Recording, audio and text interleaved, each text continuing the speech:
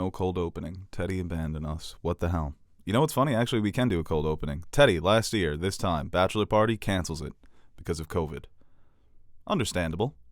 This time, schedules his bachelor party the weekend of the Snyder Cut. And I'm like, dude, you got to cancel again? Yeah, it was a bad move. 2 years in a row, you got to push this to 2022, man. Yeah, well, it's Teddy. What do you expect? Yeah, we'll release the Teddy cut of the review next week. Just him going to be going, yo, I love that part with Darkseid, Black Suit Superman. Hello, everybody, and welcome back to another episode of Nerd Soup. I am Beau Oliver, joined here today just with Aaron, the Nerd Soup Monkey, and we are back for this historic cinematic event, Zack Snyder's Justice League. We are going to review this 4-hour extended cut of the 2017 Justice League film that not many people liked. Actually, I think we're the only two people in the world who enjoyed it. Yes. Wasn't a great movie, but I had fun with it. And, of course, we all know the story. We've been covering it for years, so I won't even get into the backstory. We'll just talk about the movie, Zack Snyder's Justice League. Aaron, general thoughts? Finally here. Your takeaway after you watched it yesterday, one sitting, 4 hours, so we both did that. And it's definitely a movie you need to sleep on. So we've had that chance. Now that you're all rested. Well, I wouldn't say rested, but I did sleep. Still exhausted. Yeah. But I think this was better than I would have expected, especially with everything surrounding it, all the lead up, and there was just a lot surrounding this film. And honestly, I'm surprised of how cohesive and just how good it was. I'm not saying it was as good as a lot of people are, but I think it's definitely better than the 2017 film. And I really enjoyed a lot of aspects of this film. There's obviously some problems with it, and I think trying to review this movie, it's impossible to kind of not take into account everything else surrounding it. There were obviously some aspects of it that were you could tell that everything surrounding it affected some parts of the film, but you kind of got to let that slide more than you would in any other film, because you have to take into account the build-up and everything surrounding this film. And even with all that, though, I really enjoyed it. I think they really got deeper into a lot of the characters that I didn't like in the first one, especially Steppenwolf, and I think it really added a lot to the universe, a universe that's probably not going anywhere, but it's kind of a shame that I think if we got this film back in 2017, we would probably be in a different spot when it comes to DC and their movies. No, it is a shame.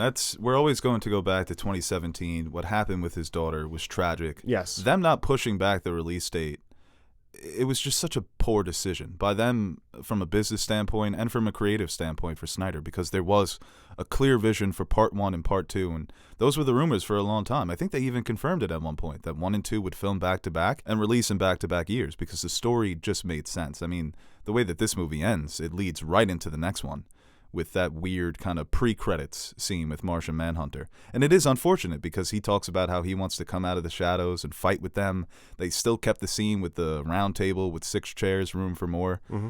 Restore the Snyder-Verse has been trending, man. I don't know if he would want to come back. I think this has been such an exhausting effort. I mean, it's basically 4 years that he spent trying to make one movie.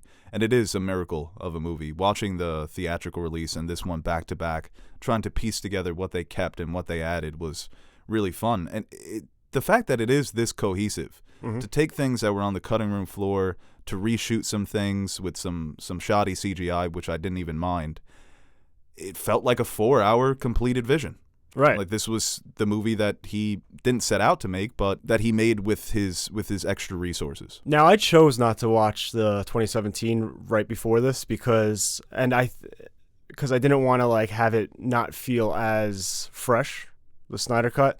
And I do think that was a problem for me in the beginning of this movie, was the overlong first act, where we knew pretty much what was going to happen with these characters and the setup, and that felt like it dragged out a bit. But at the same time, you got so much more with especially Cyborg, that I think his character is night and day from this movie to the other. And oh yeah, definitely. He's so much better in this movie. Barry Allen, he still annoys me, but I think he's better in this movie. And Steppenwolf, I think going into this, I was like, well, the main problem with Justice League was Steppenwolf, and unless you fix that, then no matter how good the other aspects of the film are, it's going to be weighed down by that character. And what they added with him, I think, really brought that character to life more.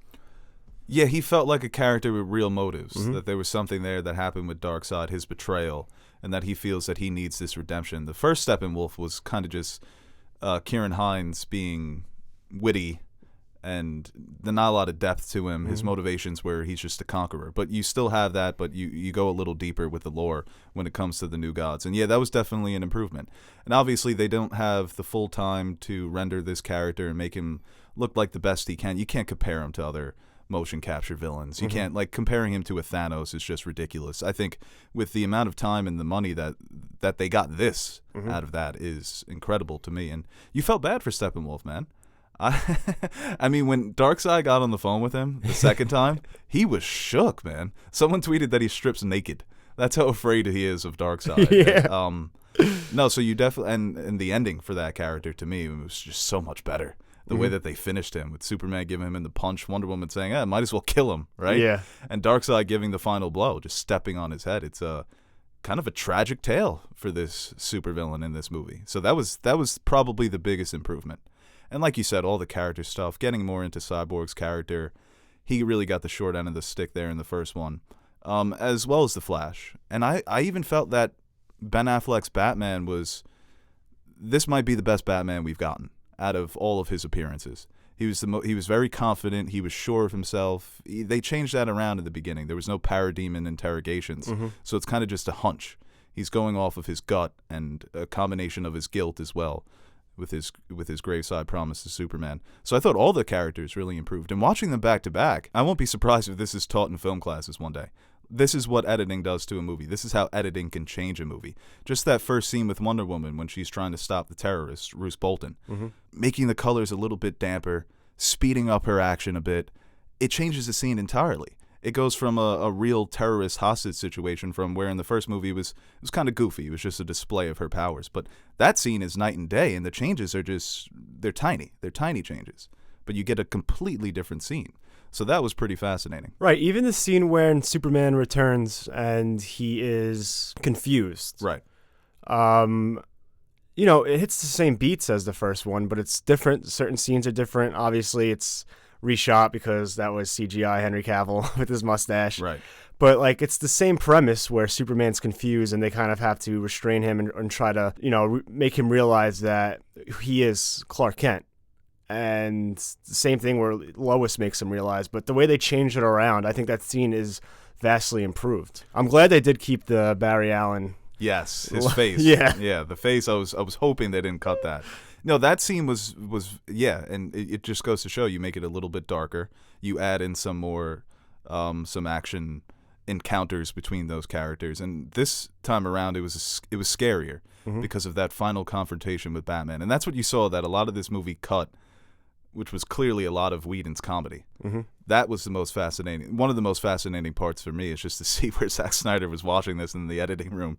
Take that out. We're going to reshoot that. You're scared for Batman in this moment. And he's got that gauntlet that absorbs power. That was a nice little touch. And there were other sequences like that where, what scene was much better in this extended edition? Bruce meeting Barry Allen for the first time. Once again, just a few changes in editing, cutting the music from his apartment, cutting that brunch joke that Barry Allen makes, and it's just it's so much better of an encounter between these two characters, and that's really throughout. The interactions felt more natural. Right, and obviously at the extended runtime, you can get extra time to develop some characters, and I think the relationship between the members of the team were better, because in the other one, it's kind of like they just come together and they're just thrown into the situation. Here, there's more time to develop different interrelations within the group also.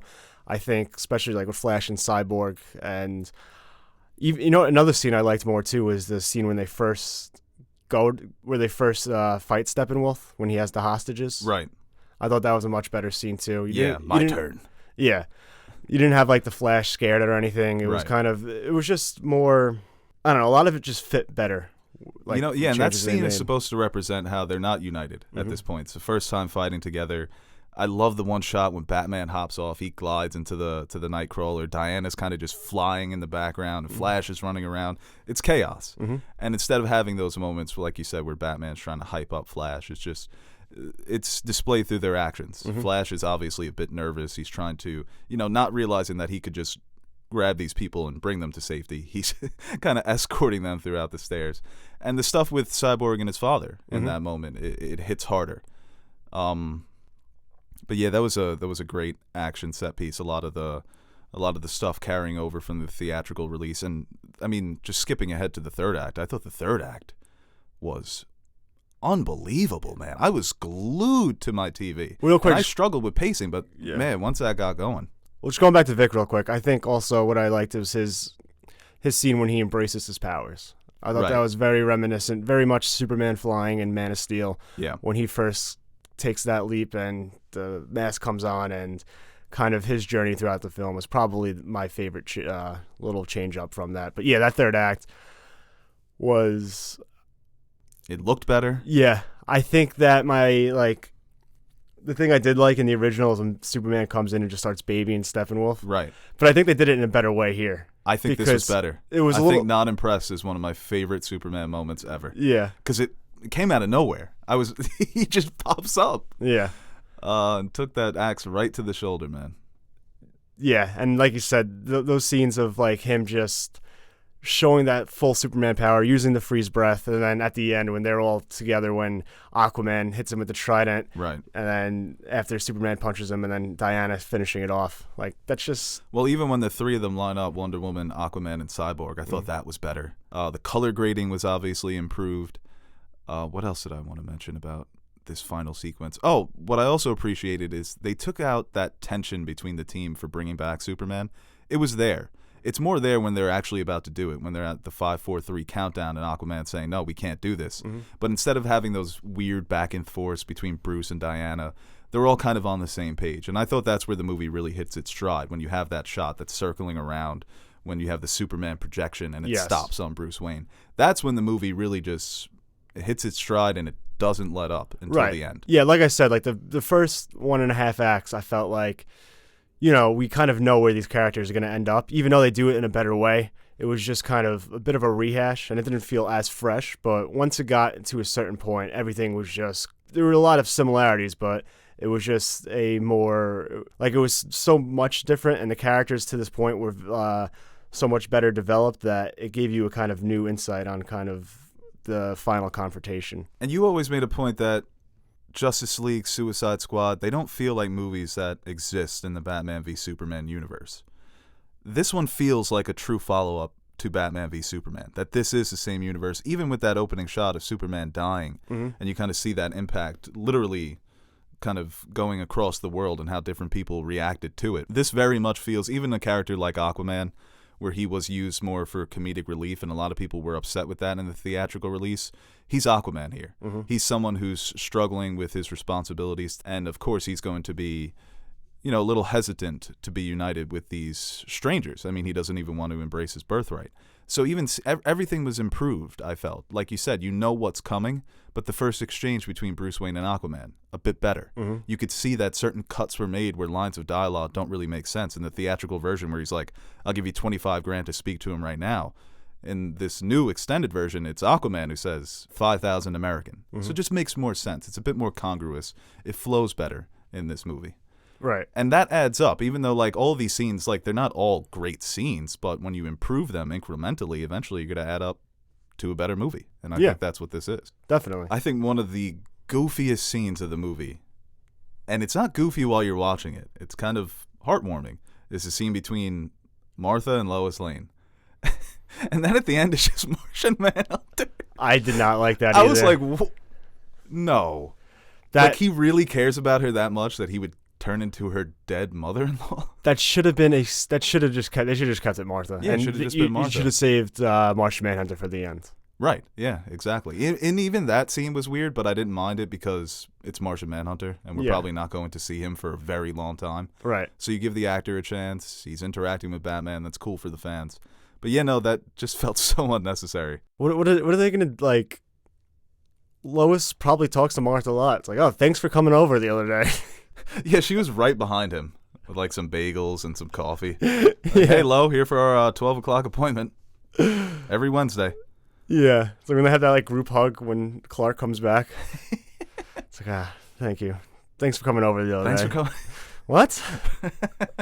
The group hug is just Martian Manhunter again. Yeah.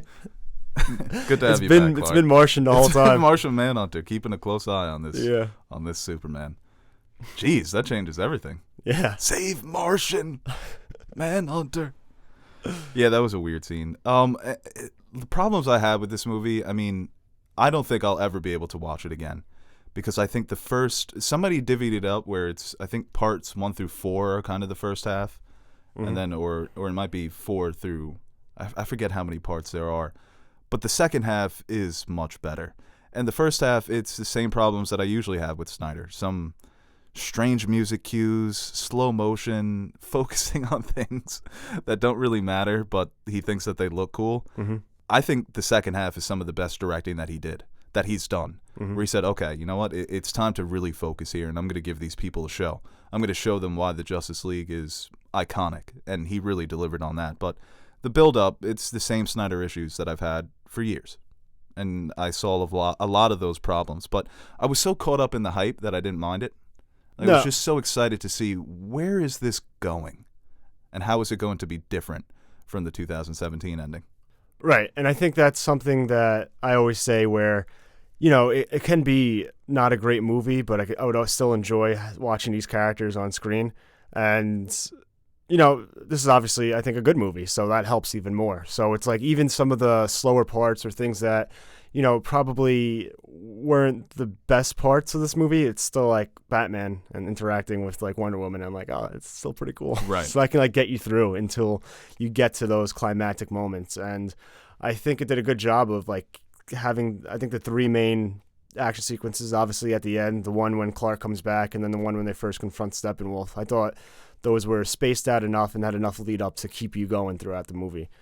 Yeah, that is a good point, that you have your 3 moments that you can keep looking forward to kind of get through some of these character moments. And like I said, I don't mind the character moments. I think they could have, even with this 4-hour runtime, they could have been handled better. But that's the benefit of a 4-hour runtime, right?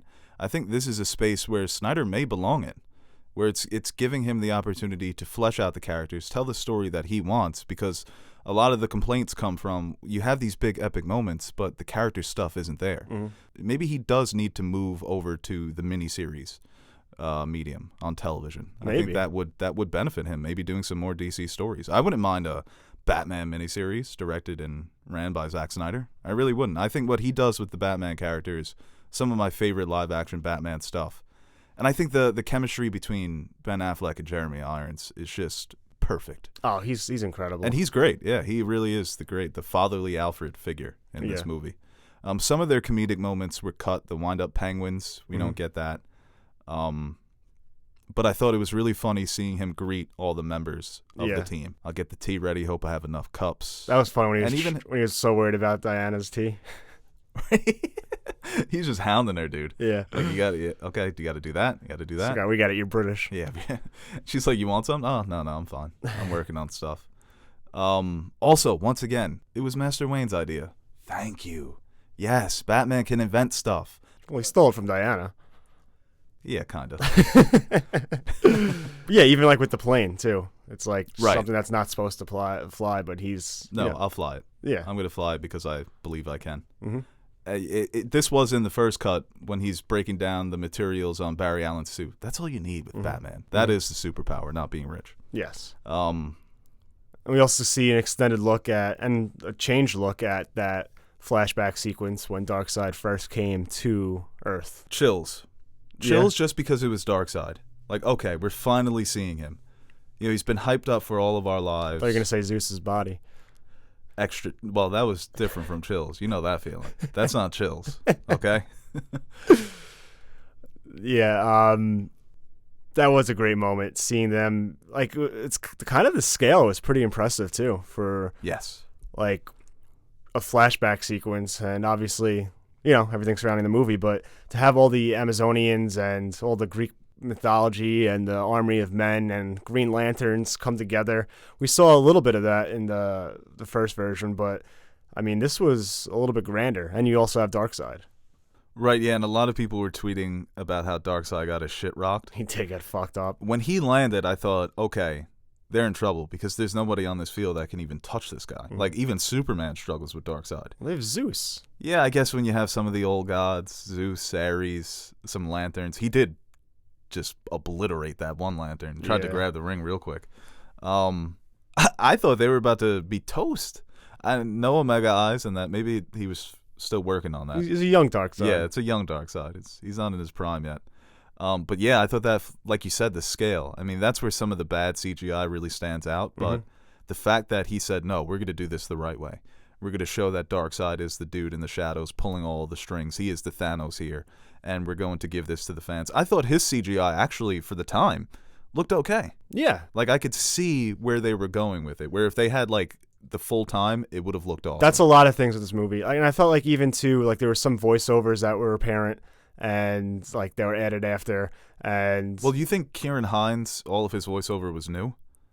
A lot of it had to have been, because just the way he speaks is different from the first one. The first one, it's very much just his voice. Even Batman in the one scene when they're fighting, and I think he says something to Flash, you could tell it's kind of, it doesn't really fit there. Right. Or it's, and I think with the Wonder Woman, when she's telling Bruce the story, I feel like at sometimes it didn't really match the audio from her talking to him in the ship to the voiceover of what was going on. Right. But also a lot of it's like, I know what they were going for, and you can be more forgiving with things like that.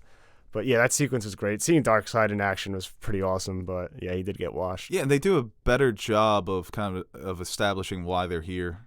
We're having that one scene with Diana where she's searching through the caves and she sees the drawing of Darkseid, and rather than just parademons showed up and they're scouts and we're going to take the planet, and introducing the anti-life equation.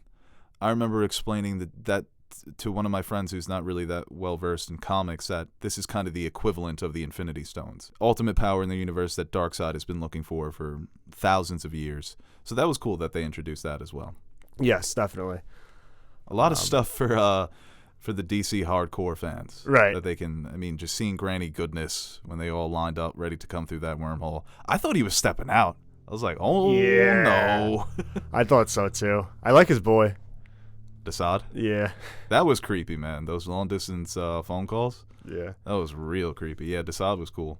They all did a good job with the voiceover acting there. But, I mean, Black Suit Superman coming to save the day. That's so fresh. I thought even him walking through the ship and all the suits kind of, like his walk-in closet, that was a nice little touch. And that he stops on the black suit, and that's the suit of his house, you would think, right? That's the family House of El. When you watch Man of Steel, they kind of do have the darker get-ups. Right. And I think you saw some of like the Zod-type armor in the back, too. You should rock that. That's fresh. But yeah, when he came out that would be too much, man. With that black suit, I was like... But it would be even that much more intimidating, right? Yeah. Like, why is he wearing armor? Just to hurt us. Punch him and your knuckles all bleed. But yeah, that black suit, man. I wonder if he was thinking, I'm going to copy Batman. Just to fuck with him. Like, I'm back. I'm about to come out looking fresh. I'm Batman now. Yeah. Okay? Fuck you. Yeah, it did look great. And like you said, I think that's one of the best moments from the theatrical version. I think this one is better. I mean, I could use Superman cracking a few one-liners here and there, but Not Impressed was just so funny to me. Because it shook me. It came out of nowhere. Where did he come from? Poor Steppenwolf, man. Again. Just fucking ripping off his horn. Ripping off his horn. It was brutal. He was just punching him and lasering him and just beating the shit out of him. No, he legit punches him for like a minute. He Jon Snowed him. Yeah. Just furious. And we still got the moment where he comes and he helps Cyborg separate the boxes. Right. So I like that was cool. Yeah. And the Flash scene I thought was probably... Oh, that was cool too. Yeah. And we got a kind of little hint at that when the mother box is being dropped in Superman's ship. And it kind of goes back. So you kind of got a little hint. And he says earlier that once he reaches light speed, he starts fucking with time. So that was a cool... that he can reverse time, right? That he's so fast, he's just running backwards in time. Yeah, and the way they kind of showed that, him like kind of going through like the Speed Force, I thought was really well done. Brutal, too. Seeing like the body parts. Like you see Superman be like... obliterated, literally, right. And you see his like matter come back to right. Same thing with Cyborg. Everything changes. Like that was they were fucking all just brutal. Fucking ripped apart by these mother boxes. Yeah. So you get a nice display of that power, and like you said, they do foreshadow it in the moment where they bring Superman back to life, and that was probably something that was going to be used for the Flash movie to explain how he's able to do this, how he can change things and run backwards in time. And that's where we got our first look into the Doomsday timeline. Is that what they call it? I guess that's a good name for it. The nightmare. The nightmare. Nightmare Yeah. world. Nightmare sequence is what they call it in BVS. Yeah. Right, we and- get the real strong look at that at the end, right? Yeah, but in this moment too, when Cyborg's kind of hesitant, and he sees Darkseid and Superman. Right, yeah. Imagine Superman working for Darkseid. Like, who's the boss in this equation? Yeah, but the one at the end, I actually kind of fucked with a lot too. I want to see that movie. I think that movie would be interesting. An Elseworlds. I mean, he's got the makeshift Justice League there, right? It's him, Yeah, Flash, Mira. Mira, Cyborg, Joker. Joker, and Deathstroke. Deathstroke, right. That's right, cool. I like Deathstroke and Batman on the same team. Right, they work well together when they've got a common enemy, you would think. Mhm. The Joker's still going to be an asshole. Something about the Joker working with Batman was also. It was kind of cool to see Yeah. him in the vest. He's trusting him with the gun. I didn't hate Jared Leto here. Some people are making fun of him, but I thought it was bad. I Yeah. thought the dialogue was pretty terrible. I think he's just doing a Jim Carrey impression. yeah. It's Batman and Joker, so at the Mhm. end of the day, I was excited, and while I was watching it, I'm like, Batman just told Joker he's gonna fucking kill him. I love that. I thought it was stupid, but Yeah, I but- liked it. At the yeah. end of the day, it's apparently they filmed this in his backyard. Snyder. That's what Snyder said. He was like, "Yeah, we're just not going to tell the studio. You just come over." So the fact that it's hard to write a good Batman and Joker scene. It truly is, because you need to like keep both characters interesting, and like one of the best scenes obviously is the interrogation scene in The Dark Knight. There's so many iconic lines that you could take from the Joker there. I don't know if we're gonna look back on this sequence and think, man, this is just a battle of wits between Batman and Joker. But it was cool to see. Kill you, yeah. I'm gonna fucking kill you. That's my main takeaway. That's going to be the takeaway. I'd say Batman won this argument. Yeah, and I like the Flash's get up too. Yeah, that was cool with the new suit, right? Yeah. With the mask. I mean, that's just a fucking what a time to wake up with Superman coming in at the end, and then Bruce just wakes up. Bruce just wakes up to a Martian on his doorstep. Yeah, Yeah, that would make a quite the movie. And he even addresses the sequence where Flash kind of travels through time to warn him about Superman. So I guess that's the alternate reality that they avoided, or maybe still may be coming. Because like I said, there were rumors that Part 2 was going to deal with this kind of nightmare sequence, that it was going to be about bringing Superman back to the light, and that's how Batman would give his life. He would die for that. I don't know. We still may see it. Still may see it. Also, the scene on Themyscira runs a bit longer.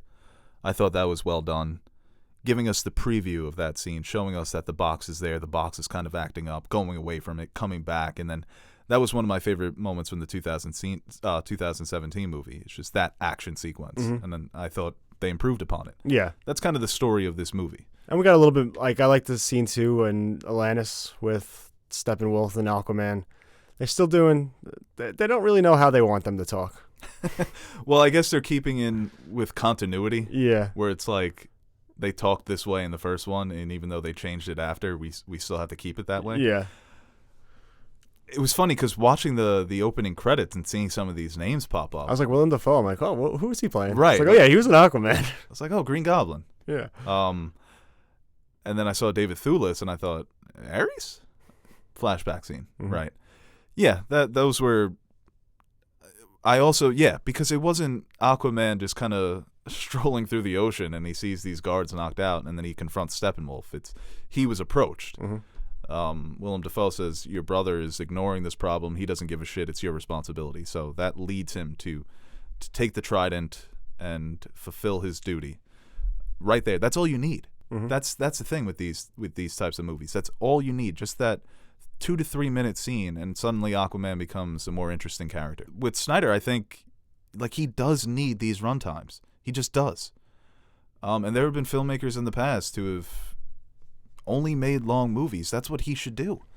I wonder if the original cut did happen, and let's just say 2017, and let him make his movie. You got to assume 2.5 hours. Yeah, without a doubt. So I wonder what would have got cut. Like, I could see this even going 3 hours.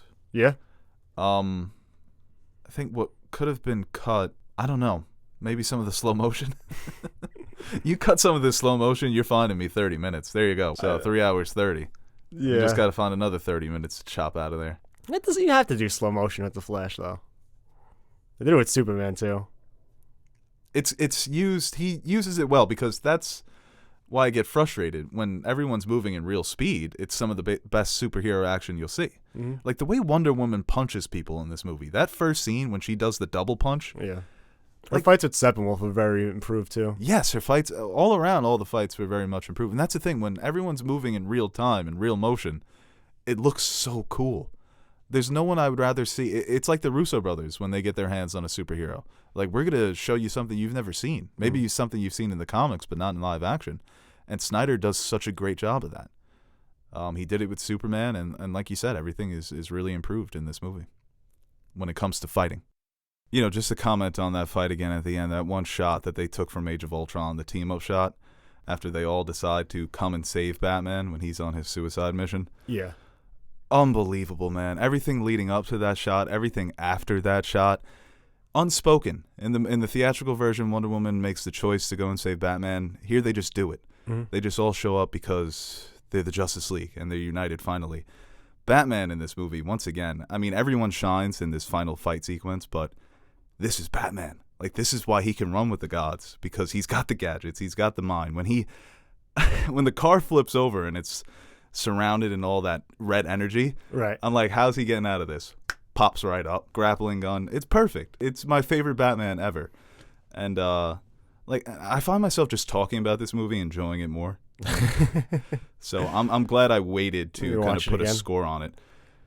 I could do it if I was to watch it again. I would do it in two parts. Yeah, like a 2-hour watch, and then maybe the next day the final, or just do the final two. Honestly, I might throw on that third act today. Batman really is the leader, you know, and Cyborg too. I feel like Cyborg took up a big leadership role in this movie as well. Well, I've always liked their relationship in the comics because of that. Mm-hmm. They're always kind of on the same wavelength. Yeah, because intellectually, they're both logical thinkers, obviously. Yeah. But yeah, no, you see it here. Batman's the leader. Mm-hmm.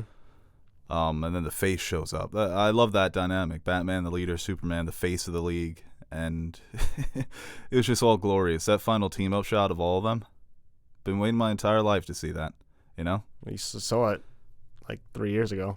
I've been waiting 3 years to see that. With the black suit. All right, let's go to fan questions here. We've got some questions from our listeners who have also watched the Snyder Cut.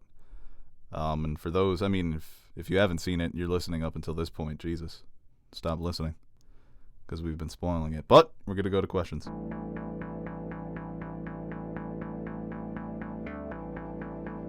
That's for the fan to decide. Yay! People, you call up to the show, you better be ready.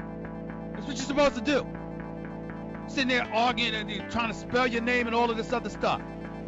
It's not your show, it's my show. I'm giving you the opportunity to speak your mind. Don't call up here unless you got something to say. This question here from C. Witch at Small Teapot. Would you have preferred this movie to have been 4 parts, like they planned for earlier, or does it work well as one movie? I think it works well as one movie. And I do think they split it up well, like from the different chapters. And they kind of ended it and started it in, I think, the right places. So I think you can enjoy it and watch it that way as well. So I kind of, you know, obviously the weekly discussion would have been different, but I don't think there would have been too much there after seeing the film, because we do know a lot of the different beats and what ultimately is going to happen. Right, yeah, that's a good point. But they kind of, you know, they give you an option. You can break it up into parts if you want. And I think you can enjoy the movie just as much that way.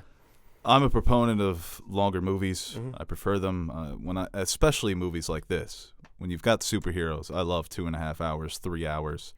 So I don't mind it. I think the reason why it wasn't split up is, like you said, we all know what was coming.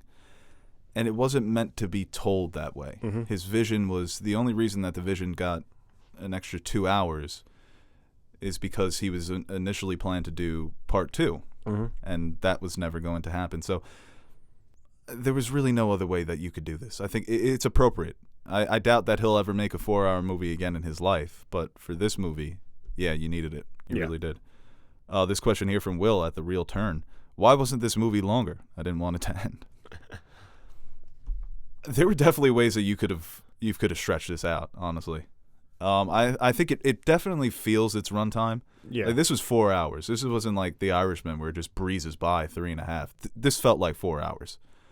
It felt like different movies actually kind of intertwined with one movie at times because there was so much to get to with the characters. Right. I thought you could have stretched it out. At times it felt you could feel the length, but I think at other times too it kind of breezed along as well.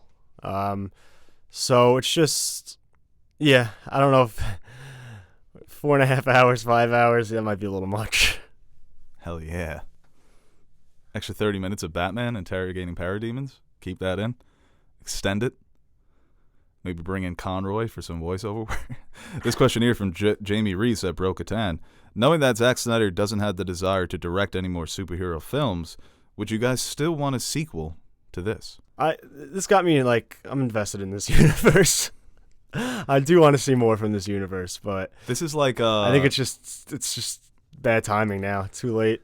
you know when the Hall of Fame player wins a championship in one of his later seasons and he's contemplating retirement or coming back? This is us in the crowd. One more year. Yeah. One more film.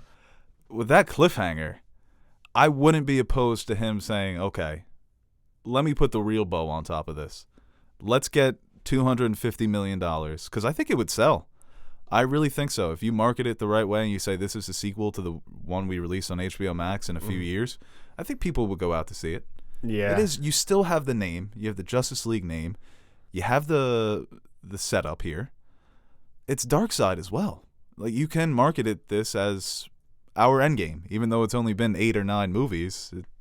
It could be their Endgame. I don't know if they will do that, man. I mean, No, I think at this point, this was probably as far as they would go, right? that's why I was upset at the end of this. I'm like, I want to see more of this, and we'll never get it. This question here from the Nerdy Pat. Maybe an animated sequel. I wouldn't hate that either. Yeah. I don't think he would like that. Zach? I think he would be opposed to that because he has to be involved. Yeah, you could still direct. He could still direct, but I think knowing that guy, man, he wants to go big or go home. Yeah. And I doubt you'll get those actors to come back. I don't know. I'm all restored the Snyder-Verse now. Jesus Christ. What's happened to you? This question here from the Nerdy Pat at Pat_Phillips 93. Did you guys find the music to be distracting at all? I sure did. Yeah, at times I thought the score was kind of just wacky for no reason. And like I said, some of the music cues work, others didn't. Do you like the Aquaman music The cue? Icelandic singing? Yeah. Yes, I did, because I thought I started laughing. I was like, you're such a ridiculous man, Zack Snyder. No, that was ridiculous when the townspeople keep singing. Yeah. I was saying, like, when he's, like, standing, like when he's just doing, like, his own shot and he's, like, standing in the waves. It was. That was kind of out of left field. The singing was fucking. I was watching that singing scene when the townspeople are singing. I'm like, this is fucking absurd. But that's like, but you know that he did that because he felt like it was really deep and emotionally impactful for that moment. Somebody pointed out the yodeling every time Wonder Woman did something. You would hear that like the echo. That's a funny joke too. That every time that she just like blinks, that. I do like how they mix that in though, the Wonder Woman theme in certain cool. in certain parts. She's the only one that's got her own theme because she's the only one with a solo movie out of this bunch. And Superman's theme, of course. Yeah. I had Wonder Woman making tea. Yeah, so at times, the music, the score was off. I don't know who did the music for this one, but it was pass me that pen, please. Slow motion.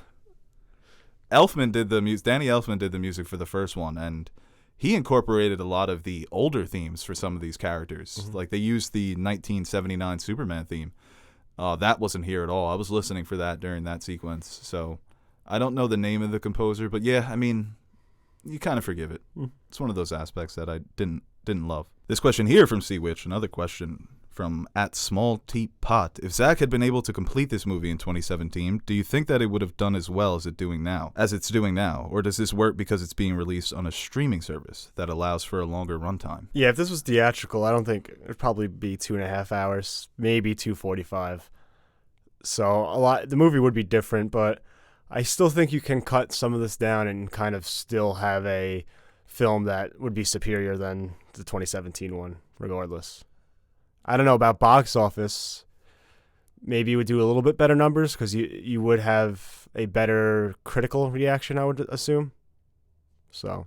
Yeah, that's what I'm wondering. If he comes out with this version of the movie in 2017 and it's like 2 hours and 45 minutes, if it comes out and it gets like a 75% like it is now on Rotten Tomatoes, then I think the movie does do better. I think it really does, because you would have that hype. There's nothing like getting people excited to go out for a theater. The numbers that you could do when people are excited, when your movie's got good reviews, good word of mouth. I wonder if people that don't have Twitter are even... Like, do they even know about this? Because so many casual fans I talk to, I'm like, there's a Justice League movie coming out this week? And they're like, huh? Yeah. Like, they've heard nothing about it. And then when you have to explain to them how this movie even came to fruition, it's even... like, at that point, they're just like, I'll go watch Marvel. So I think it would have benefited, of course, I think, from a 2017 release. But I'm actually surprised how well it's doing now under these circumstances, coming out on a streaming service. I wonder what the numbers are going to be. I hope we get some sort of information as to those numbers. I really do. This question here from Lane Stop at Lane_Stop. Is your review going to be in a 4:3 aspect ratio? We didn't really touch on that. No, we didn't. I kind of, obviously, like, the first, few scenes, it was very apparent, but I kind of... You get over it. Yeah, I got over it. It's something where I was upset about it a few weeks ago, but it is what it is. At the end of the day, you just got to watch the movie. Mm-hmm. And, maybe this will be released in IMAX theaters. That's the other way I would watch it again in a 4-hour sitting, if they ever put it in theaters in IMAX. I'm going to need an intermission. Well, definitely. They would definitely give it. 4-hour movie? They usually do, right? The Irishman, they didn't. No. That was huge. This question here from Kale at KaleKale_. It was ridiculously bad. What was your worst moment? Well, I'm very glad that I didn't come away with that take. Yeah. There were some parts in the first few parts where I was like, oh, God, I'm going to hate this. But luckily for me, it wasn't ridiculously bad. Like I said, the worst moment for me was that Martha scene with Lois Lane. Poor Martha. She's always being... It was a great scene for Lois, though. Right. It was like a good scene where you get into Lois Lane, that she can't let go of Clark. She hasn't been back to work. She goes and visits the monument every day. She's severely depressed, like Wanda almost. Yeah. And then she just turns into Martian Manhunter. So stupid. So Snyder. Trying to find a way to work Martian Manhunter into this, and that's what he comes up with. Oh, man. I love the Barry Allen scene, too, when he's applying for the job. That was good. No, I was like, he just annoys me. He is annoying. But as the movie goes on, I liked him more. Yeah, definitely. I think he kind of maintains that amount of annoyance in the first movie, where he does get less insufferable in this. The social anxiety, I appreciated that aspect. I like of his Nightmare Barry. He seems like he's grizzled. Seems like he's seen some shit. Did he even say a word? No, he's just silent that entire scene. Yeah. And yeah, we see Iris West too. That was a nice. Right. Yeah. And I think that she dropped out of the Flash movie. I'm pretty sure she's not going to be in it anymore. Oh, which is weird. That movie's not happening. Yeah, no, definitely not. This question we actually have here about the Flash at J4375079. I was a little confused about the part with the Flash. Did he enter the Speed Force in reverse time, or did he do something else entirely? I think that's what they were going for. Yeah. That with the Speed Force, that his kind of momentum, his energy, reverses everything around him when he's breaking that speed of light, when he's breaking that barrier. Yeah. Barrier. Fuck you. This question here from Boogie Boy Brandon at Boogie Boy Brandon. If Zack Snyder directed a Marvel movie, what character would you like to see him take on? Well, Moon Knight. I mean, that's the obvious choice, right? The guy loves nightmare sequences. He loves going weird and wacky. And brooding. Like a Wolverine movie. That would be cool too, man. Mm-hmm. Wolverine and Cap. A lot of slow motion. Oh, yeah. The claws coming out. It's going to take 40 seconds every time he unleashes his claws. Zack Snyder directing the Chris Evans, Tom Hardy, World War II Wolverine Cat movie. Okay. Sign me the fuck up. 6 hours. You're a big Snyder guy now. I wouldn't go that far. All right, we'll take one more question here. Good question from John Wayne at Lucifer Thought. What parts, if any, from the theatrical cut that was not present in the Snyder cut would you have kept in? I love the scene when Aquaman is sitting on Wonder Woman's lasso of truth. I think that was really funny. Yeah. I would have liked to have seen that scene. There were a couple of jokes that I felt they should have kept in, but it's clearly Whedon. Mm-hmm. And I thought Snyder actually did a good job with the humor here. Well, I don't think he wanted to use anything anyway, so... But a lot of people were disappointed. Not the Batman interrogating a parademon scene. I think it's still really epic, but doesn't really fit because they kind of changed that around. What if they opened up with CGI Henry Cavill on the cell phone video, but then the rest of it was just the Snyder cut? Yeah, right. And I don't think anyone wanted to see that back, but that would have been funny. That's the first thing I thought about with the opening sequence is how, the slow motion when the guy's kicking the food stand over. Mm-hmm. I could have swore that was Snyder. Like, that's out of the Snyder playbook. Like, bad things happening, society's going bad. Yeah. But he kind of ramped it up. The new intro's better. The new intro was certainly better. Yeah. And, what was I going to say? Oh, the end credit scene with Flash and Superman. I would have kept that in, too. I was thinking that, too. I love that. Yeah. That's such a comic thing.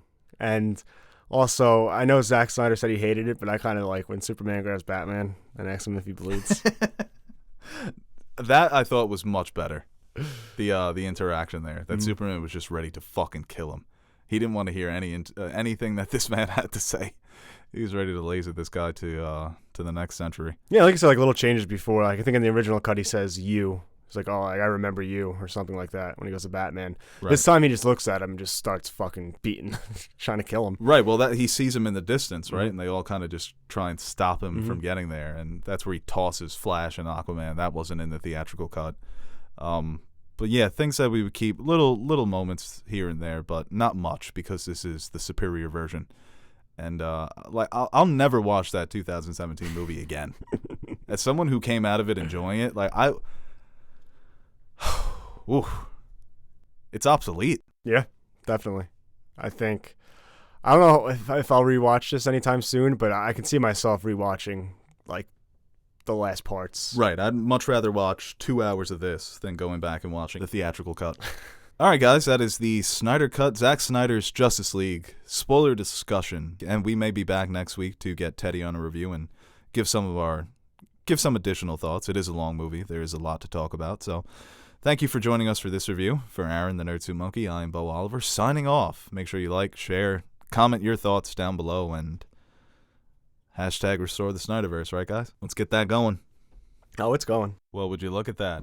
It's finally over. Hey guys, Beau Oliver here for one final send-off. Now, before I beg you guys to like and share this video, I'd like to thank our very special Patreon pledgers. We are very proud of the community we've been able to build here at NerdSoup, and it would not have been possible without our Patreon supporters. You guys are the true MVPs of this channel. Everything I've said, you keep the fridge full, you keep the lights on. There aren't enough words to thank you guys, but we'll do it anyway. Thank you. And we have a few videos coming up that have been suggested to us by Patreon pledgers. My Hero Academia, Neon Genesis Evangelion, and Full Metal Alchemist will be reviewed by Marissa, and yours truly, and Castlevania, which will be reviewed by Marissa and Aaron. And if you'd like to consider donating to our Patreon page, you can visit patreon.com/nerdsoup and check out some of the rewards we offer to our listeners. And really, we'd like to thank everyone who takes the time out of their day to watch our videos. Patreon pledger or not, your support is what keeps us motivated to keep giving the world our opinions on movies and TV shows and video games and pop culture, even though no one asked for it. We're still here, we're still yapping, and we hope you continue to join us. I'm Beau Oliver, and I support this message.